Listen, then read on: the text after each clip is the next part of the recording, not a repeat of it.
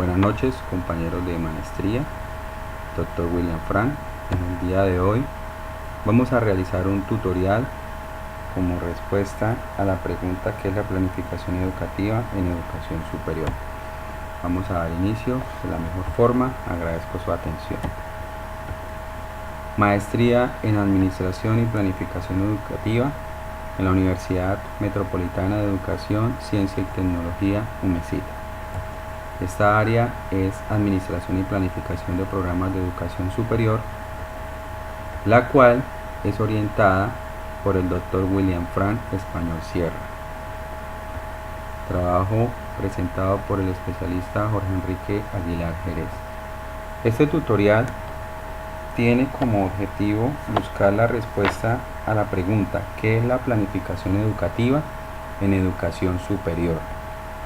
El objetivo: identificar la importancia de la elaboración y la realización del proceso de planificación en el desarrollo de los programas académicos y curriculares que se trabajan en la ejecución de un programa universitario. Para el desarrollo de este tutorial vamos a fundamentarnos en el documento La Planificación Educativa, escrito por el señor Ezequiel Ander Edge, y vamos a tomar como herramienta web el Add-to-Capture, el cual es una herramienta virtual que nos permite la realización y elaboración de este tipo de programas tutoriales. Espero sea del agrado de todos ustedes y vamos a dar inicio. Primero que todo vamos a tomar como fundamentos ¿qué es la planificación? Entonces, la planificación educativa es uno de los componentes más importantes de la administración educativa, ya que es el proceso por el cual se identifican todos los componentes que se tienen en la institución para el desarrollo de las actividades curriculares. Recordemos que la actividad curricular es uno de los aspectos más importantes, ya que es el que nos permite desarrollar nuestra actividad pedagógica, pero que alrededor de este deben estar ligados otros procesos que complementen el desarrollo de esta actividad para que se pueda realizar de la mejor forma. Podemos decir que son recursos de índole administrativo, de índole físico, que nos permiten garantizar que los procesos se lleven a cabo. Para el señor Ezequiel Ander Edge, la planificación educativa hace referencia al proceso de formulación y definición de objetivos y prioridades en la ejecución de un proceso, atendiendo los requerimientos macrosociales o los requerimientos de una rama o sector específico. Pueden ser económicos, sociales o culturales. Como podemos darnos cuenta, la planificación siempre debe partir de un contexto en el cual pueda desarrollarse de la mejor forma, ya que un contexto varía a otro dependiendo de muchos aspectos.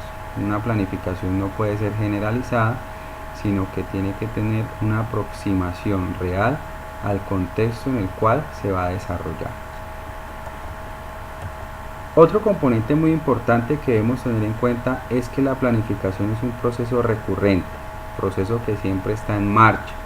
Por tanto, la planificación está sujeta a cambios, adaptaciones e inclusiones que sean pertinentes para alcanzar el objetivo de las actividades propuestas.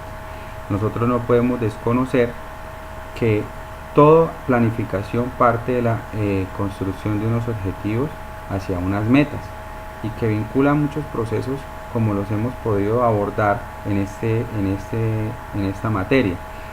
Pero esos procesos siempre van a estar sujetos a que se dé el cumplimiento de los objetivos, y estos objetivos deben estar claros y no pueden ser psicorrígidos o rígidos, por así decirlo, en donde la planificación debe jugar un papel fundamental en la metodología que se aplique, buscando siempre que aquella sea la más adecuada para que el proceso se pueda dar de la mejor forma.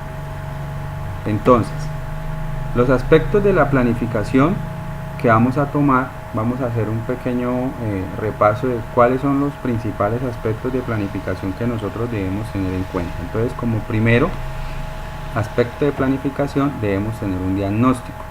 Para poder elaborar una planeación educativa que sea exitosa, debemos realizar un buen diagnóstico de todos los componentes que rodean la institución o que rodean el proceso que se va a planear. Debemos mirar cuáles son los recursos, cuáles son el talento humano, cuáles son los espacios, cuáles son las necesidades del contexto, cuáles son cuál es la cultura que nos va a abordar o a la que vamos a entrar, para poder tener una claridad conceptual, contextual, que nos permita hacer un ejercicio de planificación de manera responsable. Como otra medida tenemos la definición de los temas. Una vez hayamos buscado este diagnóstico, podemos entrar a definir cuáles son los temas más adecuados o mirar que la pertinencia de estos llegue a ser real de acuerdo al contexto. Por otra parte, como tercer aspecto, podemos mirar las definiciones de la definición de los objetivos. Esto es muy importante. Los objetivos son los que nos orientan y deben estar articulados con el proyecto educativo institucional que maneja la institución. Recordemos que cuando nosotros estamos haciendo la planificación de un área específica, estos objetivos tienen que estar acordes con los contextos nacionales, con los contextos locales, y sobre todo deben estar acordes con los objetivos generales que se definen en el PI, Proyecto Educativo Institucional, para que tengan coherencia. Cada objetivo debe corresponder a un tema, y estos deben estar ligados con las metas. La definición de metas es muy importante para que podamos definir hasta dónde queremos llegar y poder hacer un proceso de seguimiento. Ya teniendo todos estos aspectos, digamos, filosóficos de orientación del proceso, nosotros debemos definir las estrategias, y estas estrategias son las que me permiten determinar cuáles son las metodologías, los principios metodológicos, las opciones metodológicas de cada área, cómo vamos a determinar los espacios, cómo vamos a utilizar los recursos, cuáles son las estrategias pedagógicas que se van a implementar, las estrategias lúdicas que se van a implementar, cuáles son los tiempos, cuáles son los materiales que se van a implementar, buscando que la planeación pueda ser ejecutada de la mejor forma. Posteriormente, como aspecto 6, tenemos el desarrollo de los procesos, en donde nosotros miramos que los aspectos que se han planeado cumplan el debido proceso, las personas desarrollen las actividades que se han propuesto, y que nosotros de esta forma podamos alcanzar a la ejecución de las diferentes actividades que se plantearon en pro de la consecución tanto de las metas como de los objetivos. Entonces, estos aspectos son bastante importantes para tener en cuenta y deben estar incorporados en la planificación. Uno de los aspectos más importantes que tenemos que tener acá presente es la evaluación. La evaluación debe estar ligada desde el momento mismo en que se inicia la formulación del proceso de planificación. Nosotros tenemos que mirar qué evaluamos, cómo evaluamos, cuándo evaluamos, cuáles son los criterios que se deben tener en cuenta, cuáles son los procedimientos, cuáles son los aspectos que se incorporaron, si los materiales funcionaron. Todos estos aspectos nosotros debemos realizar una evaluación constante que permita no generar un entorpecimiento del proceso, sino que permita agilizar, ampliar, incluir nuevas metodologías que nos den paso a la consecución de los objetivos que se proponen. Y finalmente, otro aspecto muy importante es el de la retroalimentación. La retroalimentación es ese proceso que siempre debe estar de la mano en un ejercicio de planificación, ya que, como decíamos al principio, la planificación no es absoluta. O Vea, ¿qué me explico? Cuando nosotros hacemos un ejercicio de planificación, esta no va a ser la última palabra, sino que durante el proceso este ejercicio de planificación puede tener variaciones que permitan o ajustes que permitan que el desarrollo se dé de mejor forma.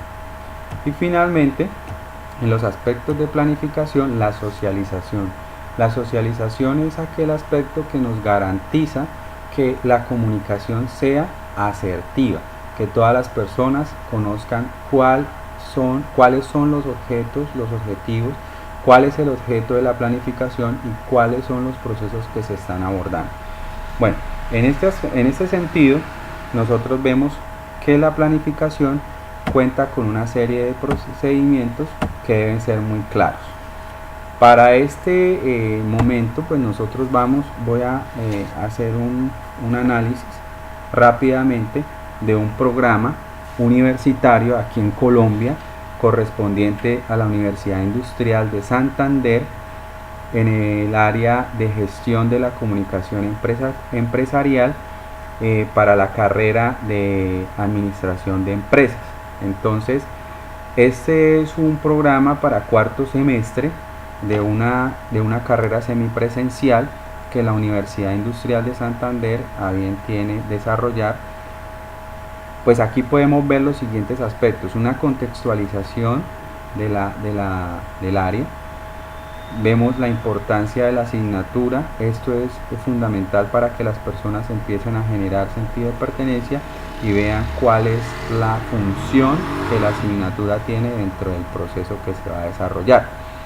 Vemos los objetivos de la asignatura: aprender los conceptos requeridos para establecer una actividad constante de comunicación en la empresa como requisito para el cumplimiento de una gestión de liderazgo, conocer los diferentes medios de comunicación en las organizaciones. Vemos cómo los objetivos trazan una composición general en el objeto de aprendizaje que se quiere alcanzar en esta área.